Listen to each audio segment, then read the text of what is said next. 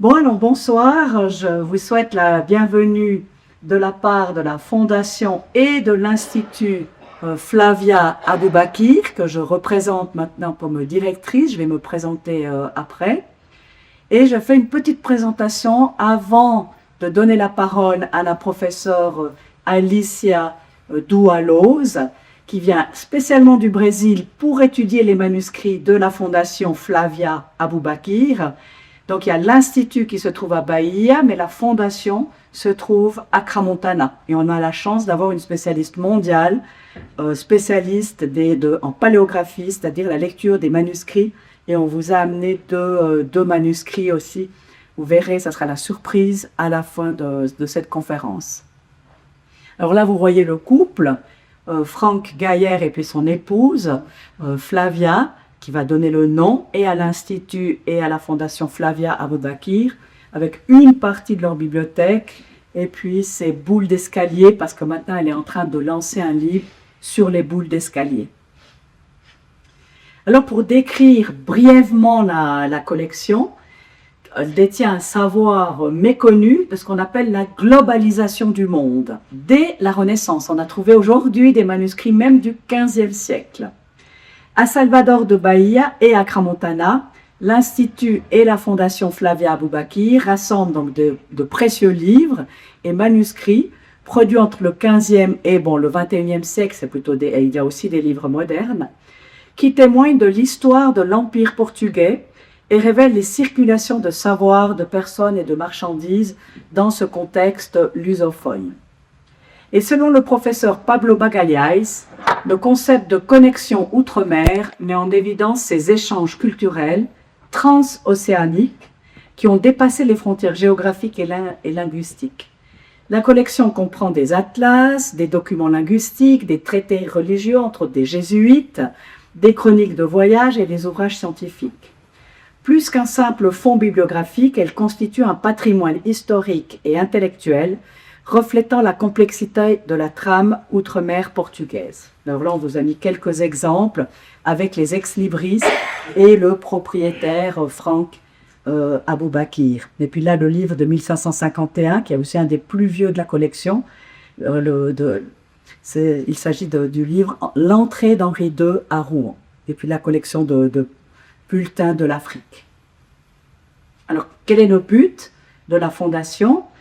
La Fondation Flavia Aboubakir a pour mission de préserver et d'honorer l'héritage de la civilisation gréco-romaine et plus largement de la civilisation européenne, reconnue pour son rôle fondamental dans l'histoire mondiale, d'établir dans ce cadre des échanges intercontinentaux durables, tout en contribuant à la préservation des autres civilisations en transmettant leur savoir à travers l'écriture, l'art et la documentation, parce qu'il y a aussi tout un fond iconographique. La Fondation adopte une approche critique et éclairée, valorisant les acquis culturels, philosophiques, scientifiques et politiques qui ont marqué l'évolution de l'humanité. Et elle encourage la réflexion et le dialogue sur les dynamiques historiques et leur impact sur le monde actuel. Donc j'ai lu ce petit extrait parce que c'est l'extrait fondateur de cette fondation, vous voyez, qui est née le 16 décembre 2025. Donc on est une jeune association. Par contre, l'Institut existe déjà depuis 2021, mais c'est quand même deux institutions qui sont jeunes. Et d'ailleurs, il y a eu cet article à la mort d'un grand collectionneur, Ramer, qui parle justement dans la Foglia de São Paulo du couple Flavia et Franck Aboubakir comme mécènes. Ils ont d'ailleurs un fonds de 60 000 pièces. Bon, ici à Montana, rien que les livres, on a à peu près dans les 2500. Et vous voyez, dans l'article de Sao Paulo, on cite Crans-Montana. Donc, il y a les deux, il y a la collection à Sao Paulo et puis à Crans-Montana. Et puis là, rien que ce petit extrait, ça, c'est un des premiers incunables, aussi, puis un des premiers après livres qui a été publié à Bahia. Alors, les membres fondateurs, c'est Monsieur Gaillère Aboubakir, qui est le président d'origine brésilienne, mais qui habite aussi à Crans-Montana. Son épouse, Flavia Barreto de Araújo Lagoeira, mais on s'appelle aussi Aboubakir. Elle est d'origine italienne, mais aussi brésilienne, et habite à Crans-Montana. Nati Feli, je pense que vous la connaissez, propriétaire du Guarda Golf. Laurent Maire, qui est l'avocat de la fondation, et puis Feed Oxit Révision, c'est donc, eux je ne les connais pas, c'est eux qui vont faire les révisions des comptes. Puis là, c'était le jour où justement je présentais la conférence autour de Henri II, cet ancien livre, devant la famille de Franck Aboubakir. Donc là, c'est quelques photos avec Natif Eli, sa famille du Portugal, et puis encore une célèbre. Elle est connue aussi dans la mode. Enfin, c'était vraiment un public très sélect. Alors maintenant, qui c'est qui travaille dans cette fondation? Donc, je vais me présenter puisque maintenant, je suis la nouvelle directrice de cette fondation. Donc, je suis historienne de l'art et puis je suis ethno-historienne. Je suis auteure de plusieurs livres. Je les ai amenés ici, mes livres sur l'histoire culturelle, entre autres, de Crans-Montana, qui était ma thèse de doctorat. Et puis après sur Gaston Barras, Jean-Marie Hélène Berger, qui sont des livres sur l'architecture de la station. Mais j'ai aussi fait ce livre du diamant au tabac, qui parle justement du Brésil et de l'origine de ces Suisses qui sont partis au XVIIIe siècle, qui ont fait fortune au Brésil. Et c'est au travers de ce livre que je suis rentrée en contact avec l'Institut Flavia Aboubakir à Salvador, au travers de sa directrice, qui est Angela Ferreira, c'est elle qui a organisé cette conférence et la venue, pas la conférence, mais la venue de la professeure qui va venir étudier ces manuscrits. Et nous avons Martin qui est ici présent, si tu veux te présenter. Donc Martin qui est aussi le nouveau collaborateur, qui est aussi historien, qui a fait son mémoire sur le tremblement de terre de 1946 et aujourd'hui il va donner une conférence sur les barrages en Valais. Donc il va maintenant aussi se spécialiser, on verra, mais il va devoir apprendre le portugais, mais il est déjà en train d'apprendre. Et on travaille, donc on est une toute petite équipe, hein, on travaille en collaboration avec l'Institut à Bahia. Alors le lieu de cette collection, pour ça que j'ai mis une ancienne photo, parce que comme je suis aussi présidente d'une association Art Ethno-Archi, où j'ai un peu toute cette collection des photos anciennes de Crans-Montana, alors j'ai repris une de mes anciennes photos, et j'ai mis un signe du premier livre de la collection Pénétrée où elle se trouve à côté du guarda-golf. Et aussi où on a donné aussi c'est que j'avais donné ces conférences aussi sur Auguste Frédéric de Meuron, qui est un Neuchâtelois qui est parti en 1817 de Neuchâtel et qui a fait la plus grande fortune d'Amérique latine. Et c'est ce livre que je vous laisserai découvrir après. Alors pour résumer, parce que c'est peut-être un peu compliqué, les objectifs et le projet de la Fondation. Donc la Fondation Flavia Aboubakir souhaite préserver et honorer l'héritage de la civilisation européenne, mais en particulier l'ancien empire portugais au Brésil. Elle valorise les acquis culturels qui ont marqué l'humanité et encourage, c'est ça qui est intéressant, les chercheurs à venir étudier ces archives et manuscrits rares, qui sont d'ailleurs presque uniques au monde, et on est en train de les digitaliser et on va les donner gratuitement aux chercheurs. C'est ça, donc on ne va pas prêter le livre, mais on va prêter les photos du livre. Et le projet de la Fondation est de construire une bibliothèque à Crans-Montana, justement pour conserver cette mémoire inestimable et présenter chaque fois un peu les travaux des chercheurs. Là, donc, vous avez le premier livre qui avait été acheté. Et donc, c'est le premier des 8 livres sur l'histoire des voyages portugais de découverte et des conquêtes militaires en Inde. Il a été écrit par Fernand Lopez de Castaneda, mais vous voyez, donc au XVIe siècle, originaire de Santarém, au nord de Lisbonne. Et jeune homme, il accompagna son père, juge, à Goa, en Inde, entre 1528 et 1538. Et c'est là qu'il va accumuler une connaissance extraordinaire sur le sujet, dont une grande partie n'est disponible dans aucune autre source. Et on a la chance d'avoir ces 8 exemplaires. De retour au Portugal, il occupe d'abord un poste administratif à l'université de Coimbra et a commencé ensuite à écrire cette histoire monumentale.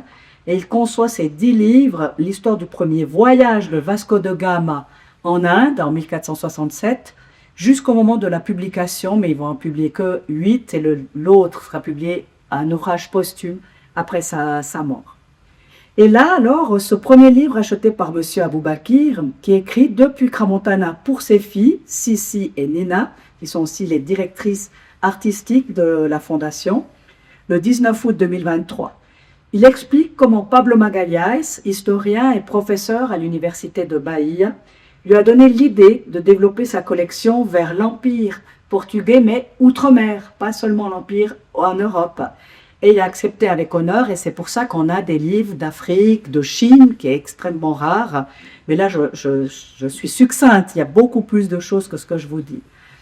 Et le travail de la fondation déjà effectué, parce que bon, j'ai commencé, ça fait 1 an et demi, mais là, je n'étais pas encore directrice, j'étais juste, comme je travaillais comme historienne indépendante.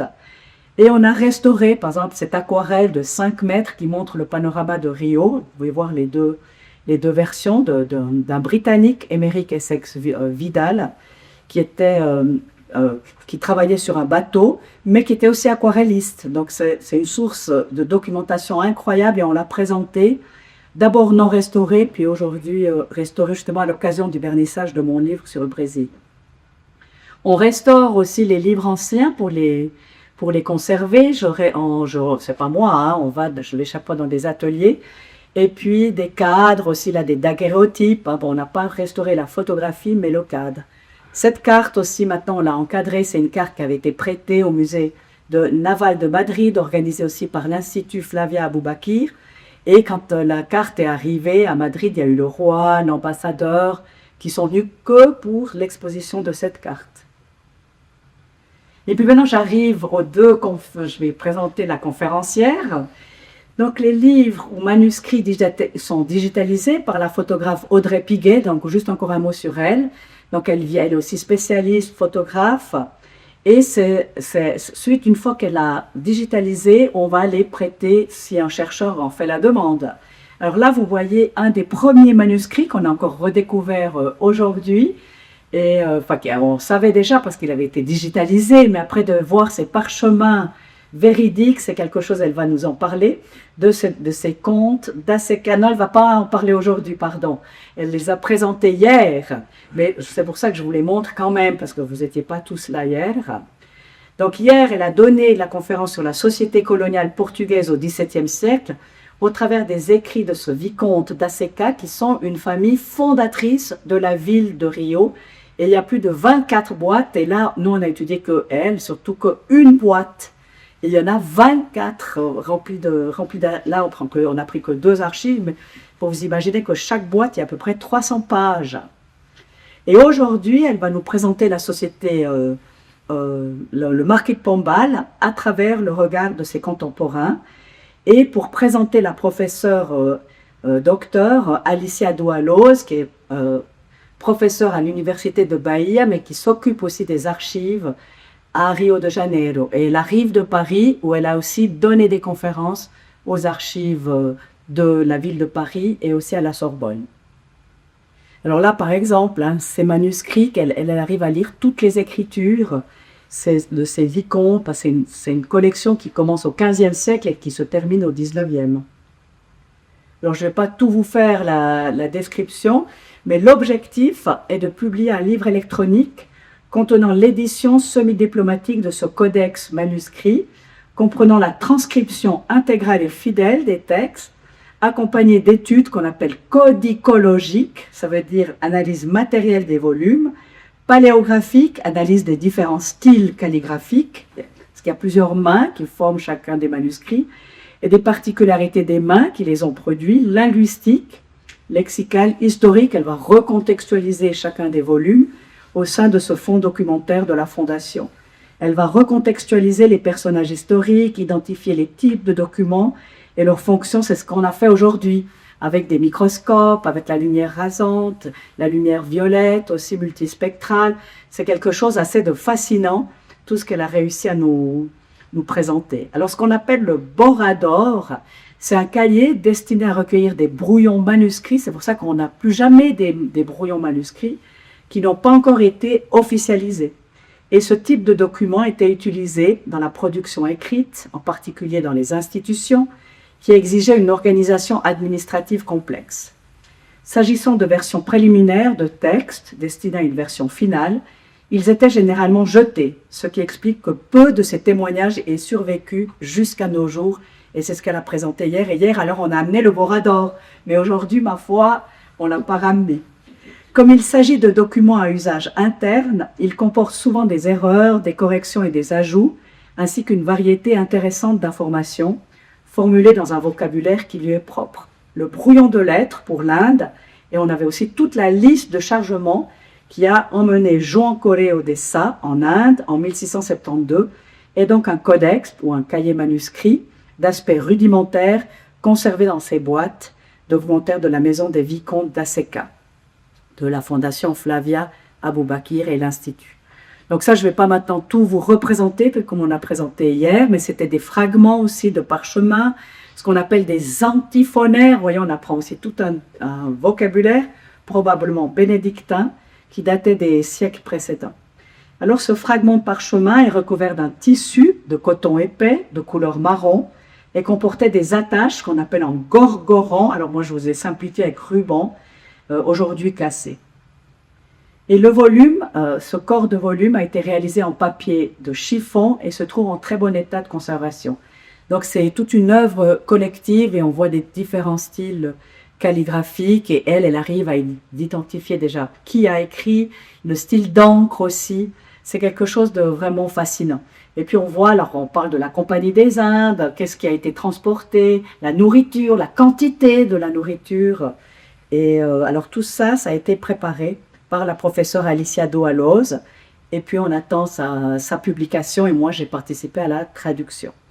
Alors voilà, maintenant, donc vous voyez encore juste comment c'était présenté dans les boîtes. Et aujourd'hui, alors, on va aborder les récits et les interprétations produites par les contemporains du marquis de Pombal durant son déclin politique, en s'interrogeant sur les formes d'écriture, de mémoire et de représentation de l'une des figures les plus importantes de l'histoire luso-brésilienne. Et là, je vous ai mis un petit extrait du Marquès de Pombal, quand il reçoit des messages, parce que c'est lui qui avait fait ordonner l'expulsion des jésuites en 1759, et ça c'est documenté par l'Institut Flavia Aboubakir à Bahia. Oui, alors j'ai fini. Alors je vous remercie, et puis je vais donner la parole maintenant tout de suite à Madame Alicia Doaloz. Je vous remercie.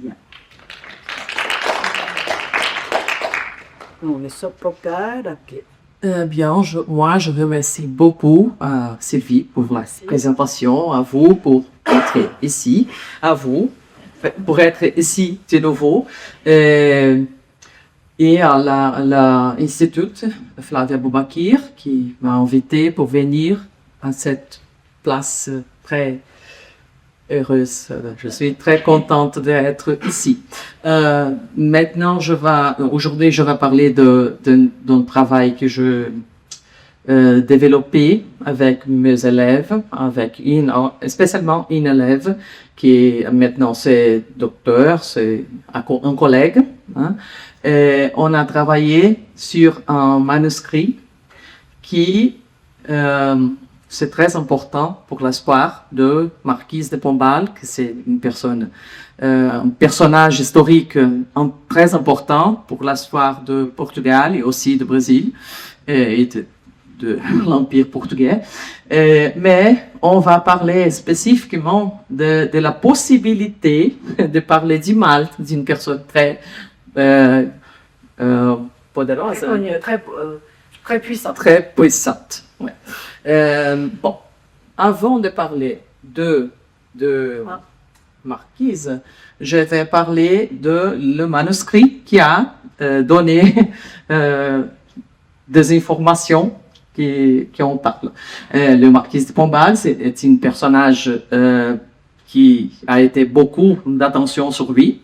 Cependant, les actions de Marquise ne font pas l'unanimité. Au Portugal, on dit para o bem ou para o mal, Pombal. Pour le bien, pour le mal, Pombal. Il y a des éloges pour le progrès ou à apporter, hein, mais aussi il y a des accusations, des excès de Marquise. Lorsqu'ils accèdent, parce que le Marquis de Pombal, c'est le temps de le roi Dom José I. Dom José I. Donc, Dom José I est mort et sa femme, Dona Maria I, accepte la démission de Marquise de Pombal. Et un climat hostile à lui s'est installé. Hein. Le personne beaucoup influente de la courte portugaise, qui parfois était à côté de Marquise de Pombal, à ces moments, il n'y a pas des amis, hein, sont partis pour autre côté. Cette biographie qu'on va parler, on le rencontre dans 3 manuscrits. Un original, qu'on va voir après, et 2 copies, toutes de même époque. Les documents sont 2 copies au Brésil et l'original à l'université de Coimbra. C'est possible de voir beaucoup de mains qui écrivent dans les manuscrits, mais il n'a pas un auteur explicite. Mais pour les mains et pour les caractéristiques de la interférence de la main, on a réussi de dire c'est lui qui est l'auteur intellectuel de manuscrit.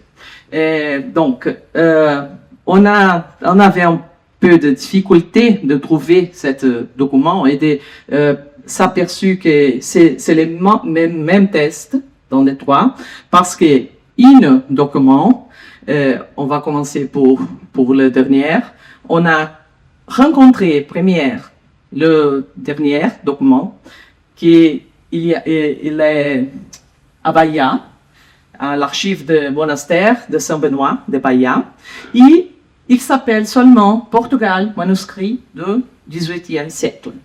Après beaucoup d'années, après lire, après étudier ce manuscrit, en pensant que c'était l'unique, on a trouvé un autre, très semblable, à l'archive de l'université de Coimbra, qui s'appelle Mémoire du cardinal patriarche Dom José de Mendonça.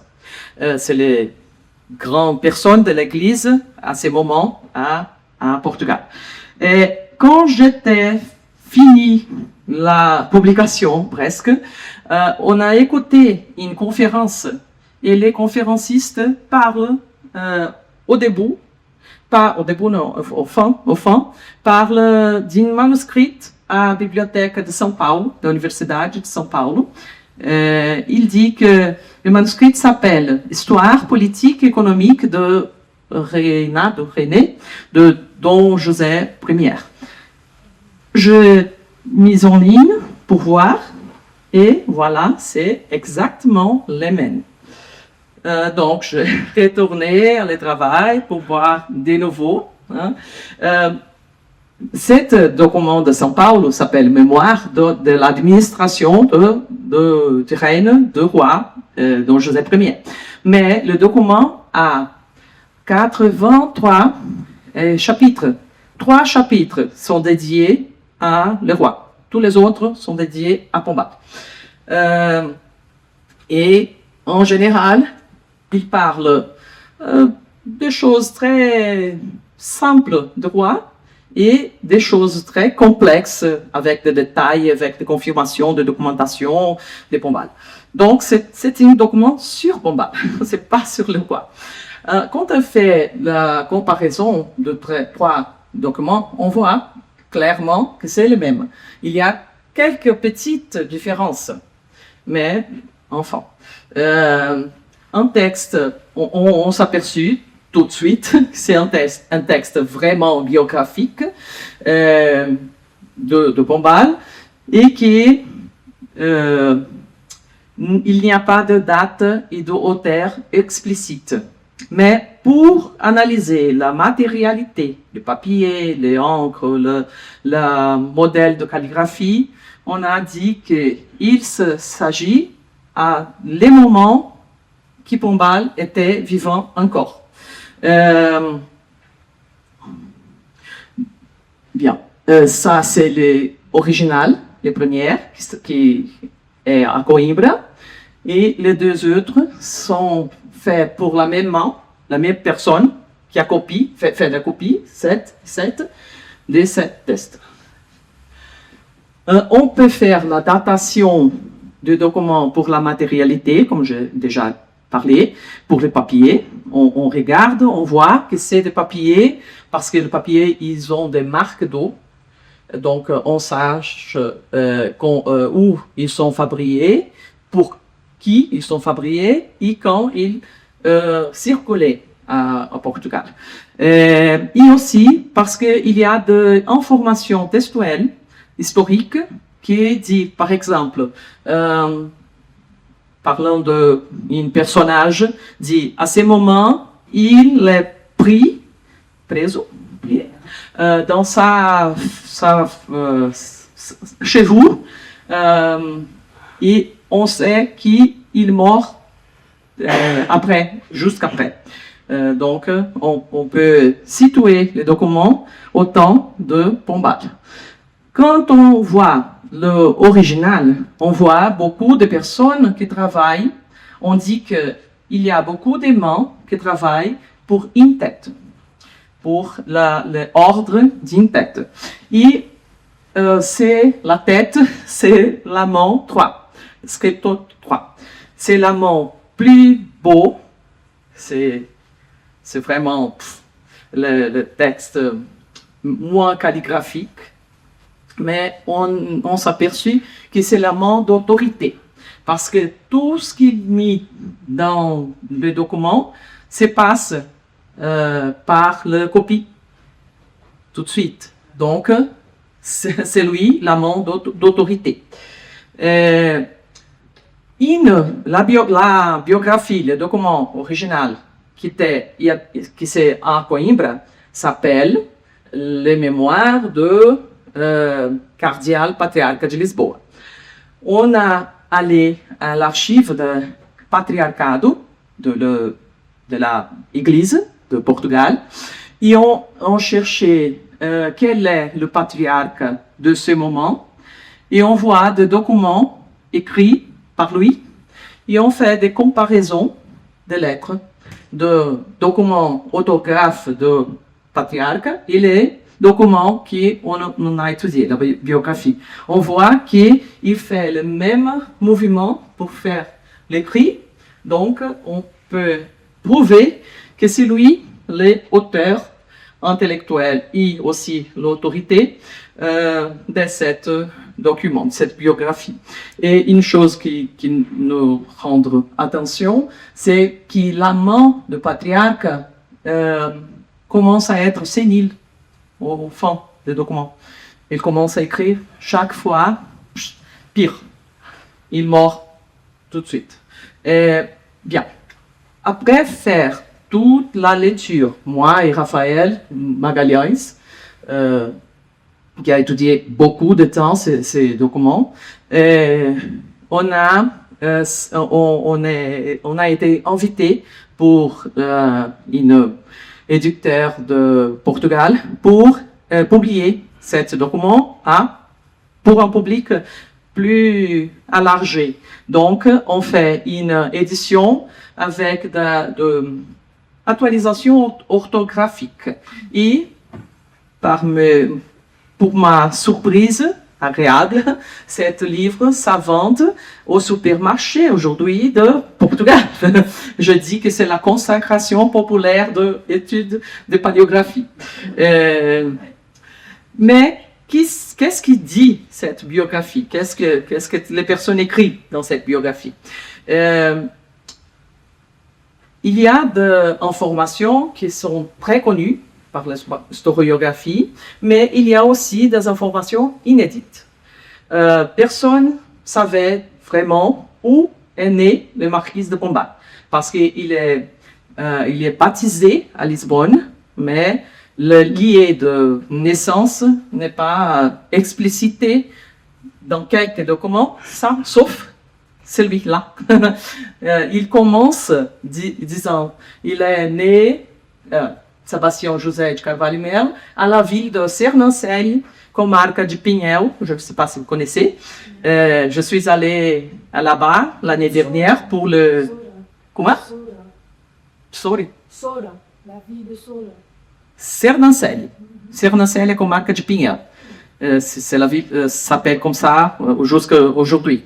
Je suis allé 2 fois pour parler de ce document là-bas et après pour faire le lancement la présentation de livre. Il y a aussi beaucoup des informations bien détaillées, accompagnées de preuves documentales, et avec la liberté de critiquer ouvertement l'ancien premier ministre, très puissant, avec beaucoup de pouvoir. De quoi traite plus le document? Il parle de législation créée et modifiée par Pombal. Il parle aussi d'organisation géopolitique, création de villes et bourgs sous son administration, changer et nomination effectuée dans son gouvernement, administration de finances et manufacture royale, création, fermeture et gestion du département d'administration royale, et parle aussi de actions très connues de Pombal, par exemple l'expulsion de jésuites de l'Empire portugais. C'est ça la même image que Sylvie nous a montrée. Elle parle aussi des choses que c'est pas bon de lire. Pour faire un travail comme ça, on doit lire 10 fois un manuscrit, tous les manuscrits. Donc, je lis beaucoup de fois. Le supplice de Jean de Pelli, c'est une condamnation à mort terrible. On lit aussi le procès de famille Távora, qui c'est un procès très connu, terrible, et la dénonciation de Manuel Malagrida aussi. Mais il y a aussi des actions bien connues qui c'est moins controverse.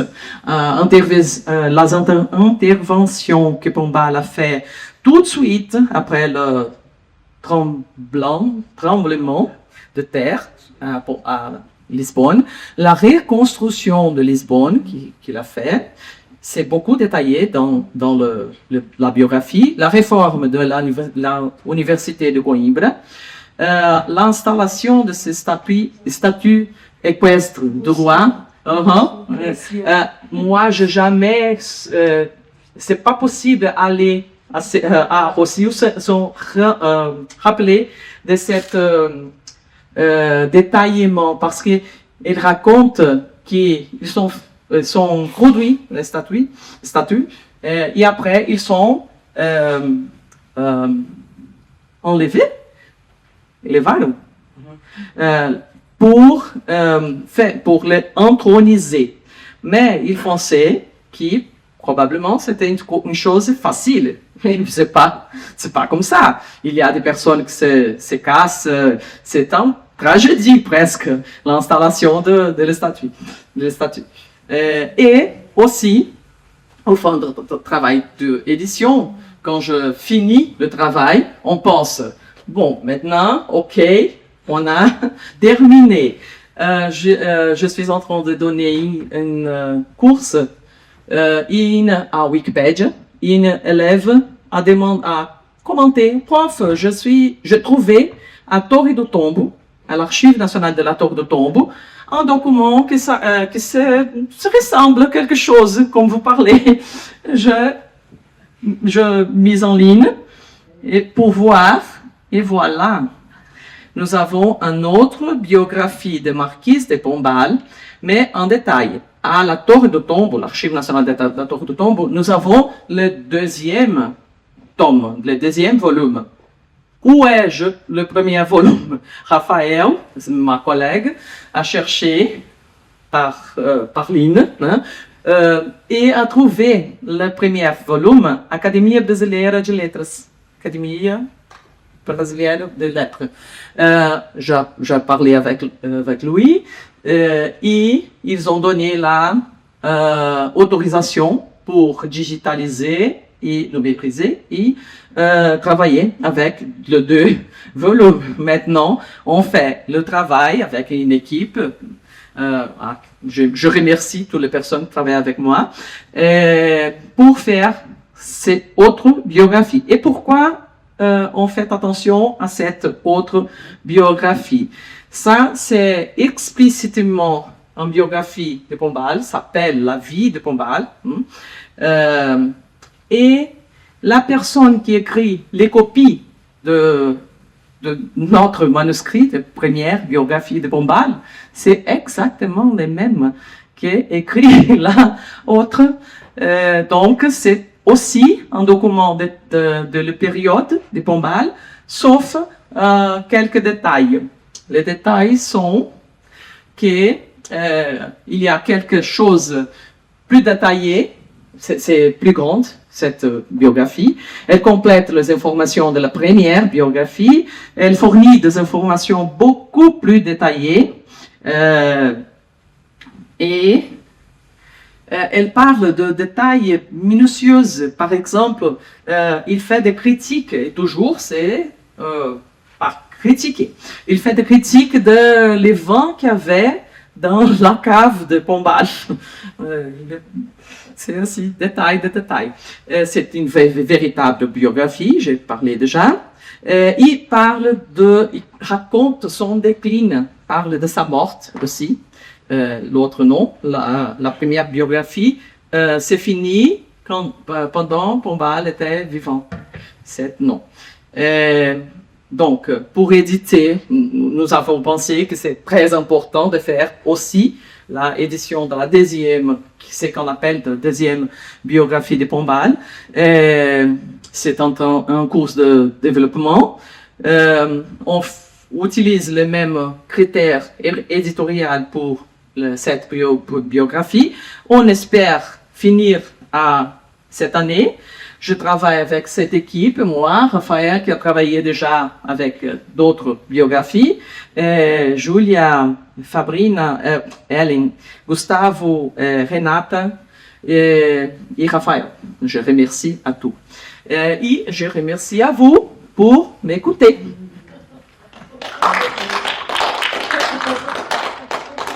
Merci, c'est vraiment... Merci beaucoup. Attends, reste ici, on a une petite surprise pour toi. Ah oui. Alors je l'ai pris. Merci. Parce que, en fait, pourquoi j'ai voulu qu'elle parle de ce livre? Parce que c'est pas parce que je veux seulement parler de mon livre, mais j'ai fait un petit chapitre sur le marquis de Pombal, parce que c'était le protecteur de David de Pury. Et j'ai fait toute ma recherche autour de David de Pury de Neuchâtel, qui a fait fortune. Lui, il n'a pas été au Brésil, mais pour le marquis de Pombal, le marquis de Pombal a organisé les contrats de diamants au Brésil en 1733, et je l'ai trouvé Pury Mellich et Davis, sa société, est toujours sous la protection du marquis de Pombal. Alors je me suis dit, on va quand même, c'est incroyable. Elle l'a fait sur le marquis de Pombal, et moi, pas seulement sur David de Pury, parce que après je parle des autres Neuchâtelois. Ben justement, c'est comme ça que j'ai connu Monsieur Aboubakir et Angela à l'Institut, en faisant ces recherches qui m'ont pris aussi 8 ans, où j'ai trouvé aussi des documents sur l'expulsion des Jésuites, puis des diamants au Brésil. Alors maintenant, je vais lire avec elle, parce que moi, je les ai lus un peu, comme ils étaient tous en manuscrit que j'ai trouvé à Rio, je les ai mis. Et puis j'aimerais encore les relire avec elle demain, mais je voulais d'abord lui donner le livre. Et puis on va travailler.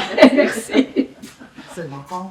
Oui, c'est incroyable. Et dans la collection de Monsieur Aboubakir, il y a aussi les compagnies pombalines que je suis aussi en train de lire. Donc c'est pour ça que cette collection de l'Institut, puis aussi de la Fondation Flavia Aboubakir, on va toujours trouver des connexions. Et ce qu'on vous a réservé aujourd'hui, encore une autre surprise, oui. On a quand même, on avait dit qu'on ne ramenait pas les documents des comptes des Borador de Aseca, mais aujourd'hui, en travaillant justement sur les... Enfin, elle, hein, nous on nettoie, et avec Martha, on n'est pas en train, mais et elle a trouvé 2 documents. Você vai explicar, ou você quer que... des documents de contextualiser du marquis de Pombal, mais c'est pas le marquis. On espérait tomber sur le marquis, on n'est quand même pas encore tombé sur le marquis, mais on va tomber parce qu'on les a pas tous lus, il y en a tellement, mais qui sont quand même de l'époque et qui sont codés. Il y a des chiffres, vous pouvez venir maintenant, hein, vous pouvez venir les regarder parce que c'est, vous pouvez venir les regarder parce qu'ils sont ici. On les a exprès sortis. Ils sont chiffrés et déchiffrés. Chiffrés et il y a les, bon, você vai explicar melhor que eu. Là, parce qu'on sait.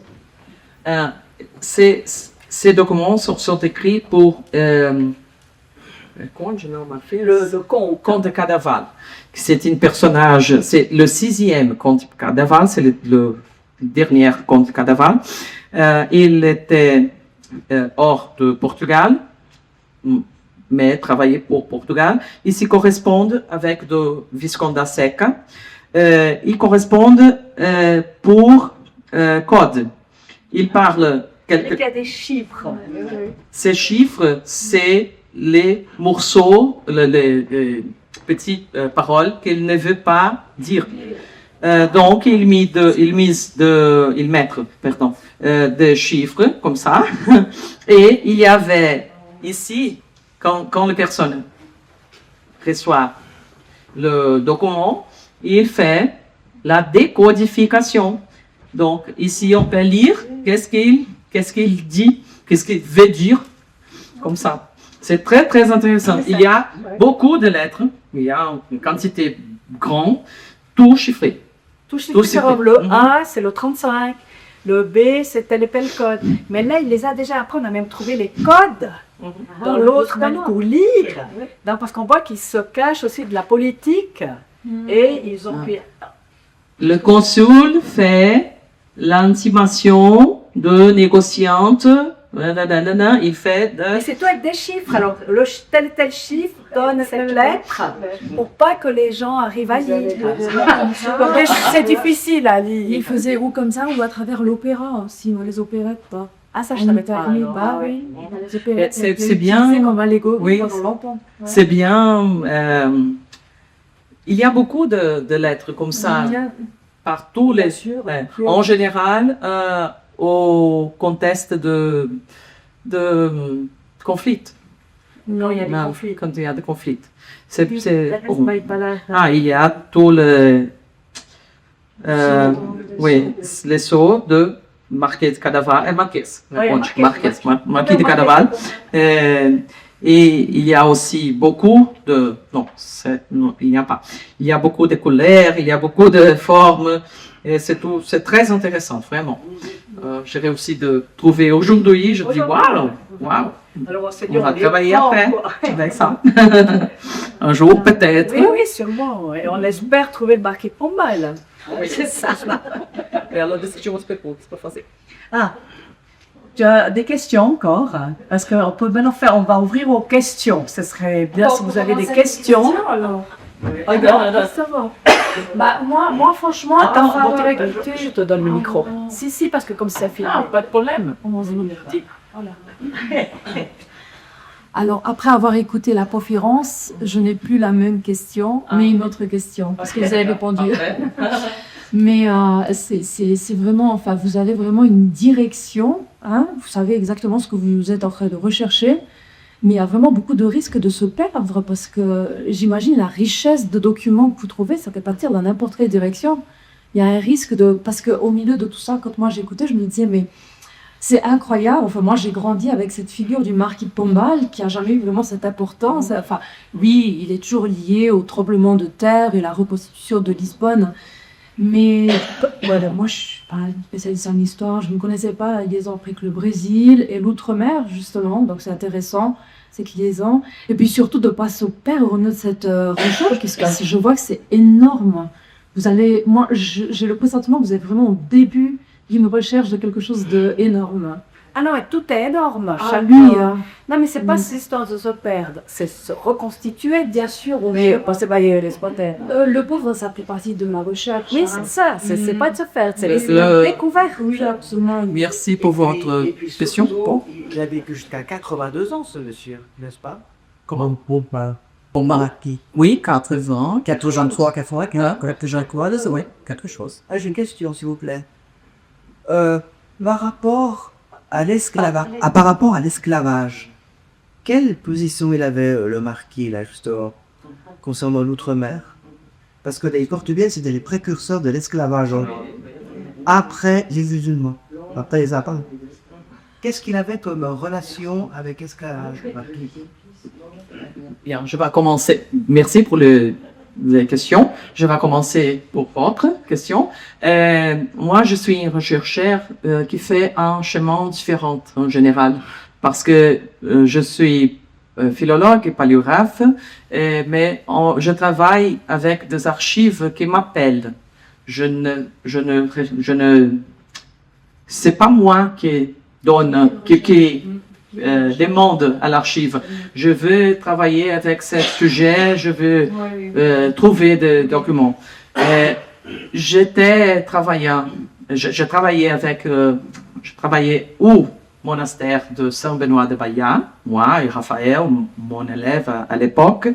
Et nous avons un problème avec un déshumidificateur d'archives et on a besoin de retirer les documentations de l'archive. Au milieu de les livres en presse, il y avait un manuscrit. Et c'est le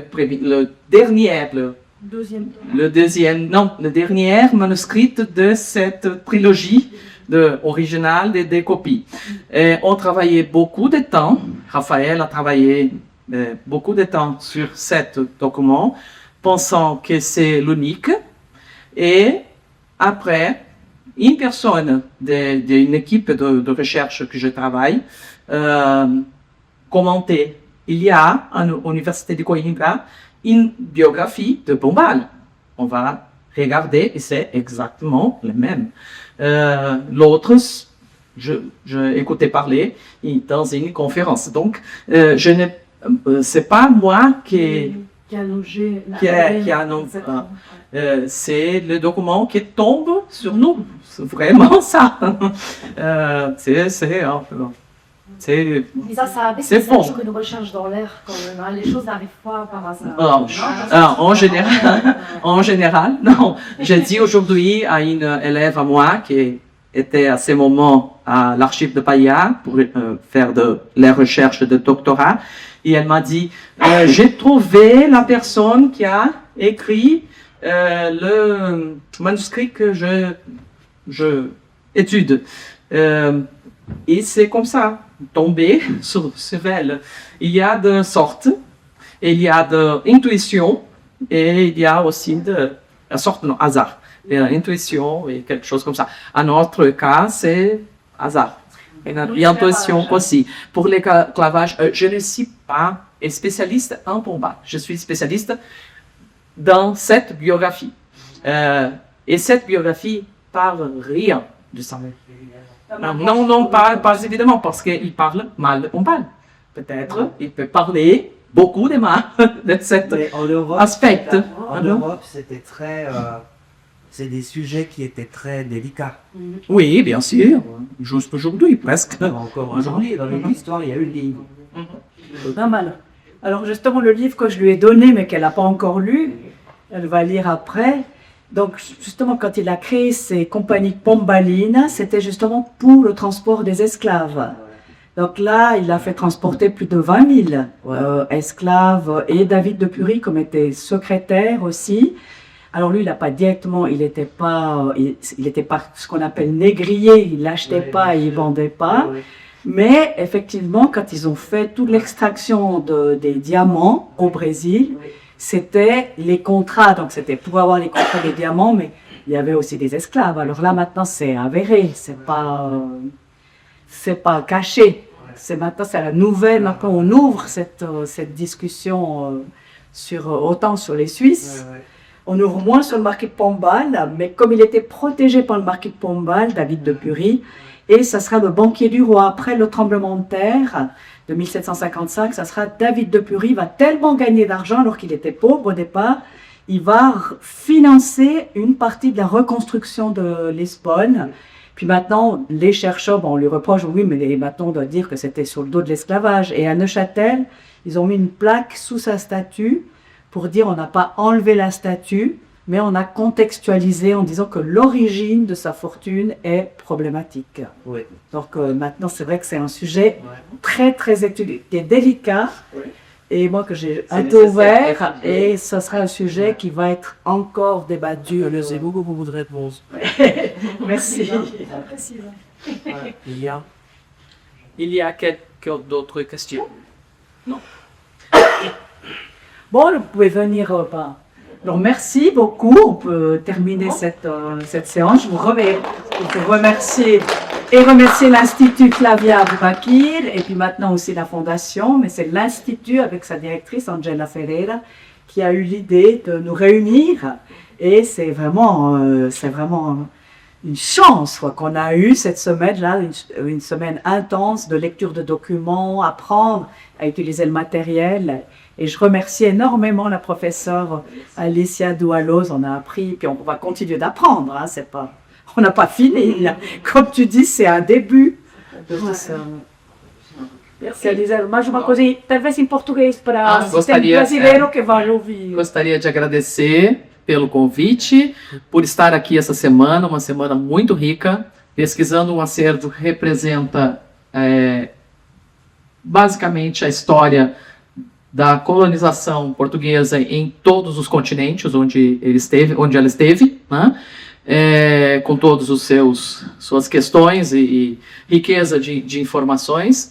E agradecer também aos meus colegas que trabalharam comigo na primeira biografia, que trabalham comigo na segunda biografia. Muito obrigada a todos vocês pela presença e obrigada a quem vai nos ouvir do Brasil e do resto do mundo. Merci, hein? Merci beaucoup. Hein? Merci.